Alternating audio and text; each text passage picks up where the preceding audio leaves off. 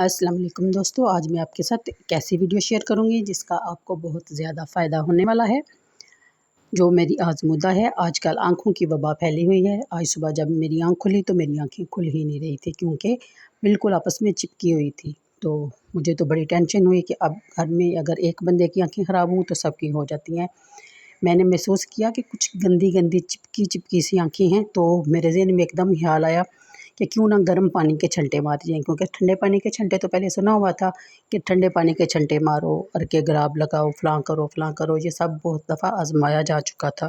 ان سے کچھ نہ کچھ فائدہ تو ہوتا ہے لیکن مکمل نہیں۔ لیکن میں آپ کو آج یہ طریقہ وہ بتا رہی ہوں کہ جس سے مجھے 100% 10 منٹ کے اندر کافی ریلیکسیشن محسوس ہوئی۔ تو میں نے کیا کیا، میں نے فٹافٹ اپنی آنکھوں پہ گرم پانی کے چھنٹے مارے، بلکہ 2 ہی اچھی طرح۔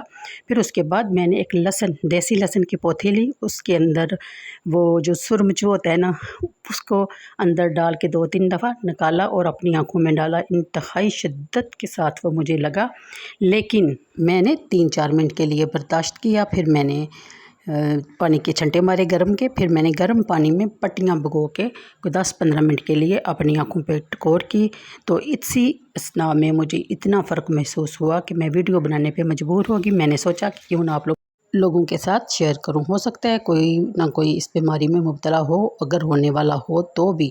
میرے خیال کے مطابق یہ احتیاطی تدابیر بھی ہیں کہ گرم پانی کے چھنٹے مارے، اپنی آنکھوں کو گرم پانی سے ٹکور کریں۔ انشاءاللہ آپ مجھے دعائیں دینے میں مجبور ہو جائیں گے، اور اس ویڈیو کو لائک اور شیئر ضرور کریں گے۔ اللہ حافظ۔